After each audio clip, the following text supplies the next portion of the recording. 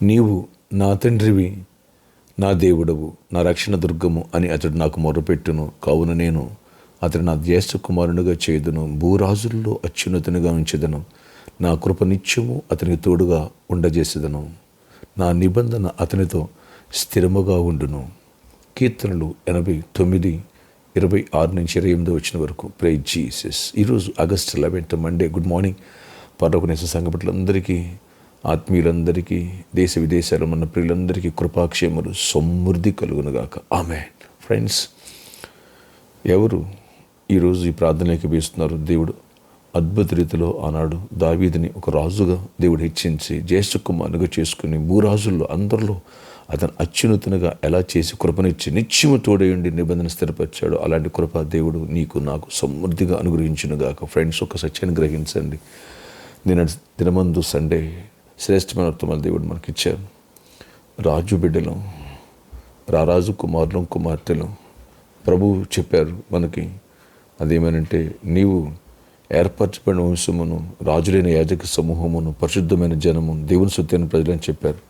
ఈ విషయాన్ని ఇప్పుడు కూడా గమనించి ఆ వాక్యం మేరకు నీవు నేను విశ్వాసముతో విధేయులుగా ఎప్పుడైతే అడుగులు వేస్తామో దేవుడు కృపగల గొప్ప కార్యాలు చేస్తారు. కృపాక్షేమాలు నీకు నాకు సమృద్ధిగా తోడవించుతారు.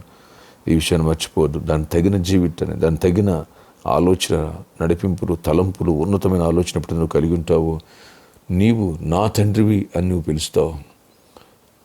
దేవుడు తన కుమారుడుగా నన్ను పిలుస్తాడు. ఆయన రాజులకు రాజు, ఆయన పిల్లలు. ఈ విషయాన్ని ఎప్పుడు మర్చిపోవద్దు. ధైర్యంగా బతుకుదాం, విశ్వాసం అడుగులు వేద్దాం, మెజెస్టిక్గా రాయలుగా అడుగులు వేద్దాం. హెచ్చించుకోవద్దు, గర్వించవద్దు. అన్ని విషయాల్లో అవగాహన కలిగి జీవిద్దాం. దేవుడు కృపా సమృద్ధిని మనకి సమృద్ధిగా అనుగ్రహించునుగాక. ఆమేన్. ప్రార్థన ఆశ్చర్యకరణ. ఎవరి ప్రార్థనకి ప్రతికి బిడ్డను దర్శించాడు. దావీదుకి ఎలాంటి కృపనిచ్చో మీరు మాకు అలా కృపనివ్వండి నాయన. అలాంటి దీవెన దయచేయండి. రారాజు బిడ్డలమయ్యా మేము. ఈ సత్యాన్ని గ్రహించి నాయన, ఎక్కడ ఆత్మన్యూనత, ఇన్ఫీరియారిటీ కాంప్లెక్స్ ఇలాంటిది ఏమి పని చేయకుండా అన్ని విషయాలు నీ యందు విశ్వాసం కలిగి నీ తగినట్లుగా మేము అడుగులు వేయాలా. నీ కృప మేము పొందాలా, జ్ఞానం కలిగి ఉండాలా, సమాజమునకు నేను నీ మహిమను కనపరచాలా నాయన. అందుకు నీ గుణాతిశయమును మేము కలిగి ఉండాలి. అలాంటి గుణగణాలు కలిగి మేము అడుగులు వేయాలి. అనేకులు మాలో నేను చూడాలి, నీకు మహిమకరంగా ఉండాలి. పరిశుద్ధాత్మక శక్తితో నింపండి. దీవెనలు దయచేయండి. వ్యాధిగ్రస్తం స్వస్థపరచండి. అవసరాలు తీర్చండి. జాబ్స్ ఇవ్వండి, హైక్స్ ఇవ్వండి, సమాధాన ప్రమోషన్స్ ఇవ్వండి. బిజినెస్లో అన్నిట్లో దీవించి, చిన్న బిడ్డలు ఎవరిస్తున్న ప్రతి ఒక్కరిని దీవించి నీ కృపాక్షేమం తోడగించి ప్రతి ఒక్కరిని నీ ఆశీర్వాదంతో నింపి మహిమ చెందమని, నీకు విరోధకరణ ఏ శక్తులు ఎవరైనా పనిచేయనివ్వద్దని అయా ప్రొటెక్ట్ చేయమని, ప్రయాణాలు తోడై ఉండండి, ప్రతి అవసరాలు తీర్చండి, కుటుంబాల సమాధానం ఇవ్వండి, స్టడీస్లో తోడై ఉండండి, ఇంటర్వ్యూకి వెళ్తున్న బిడ్డ తోడై ఉండండి.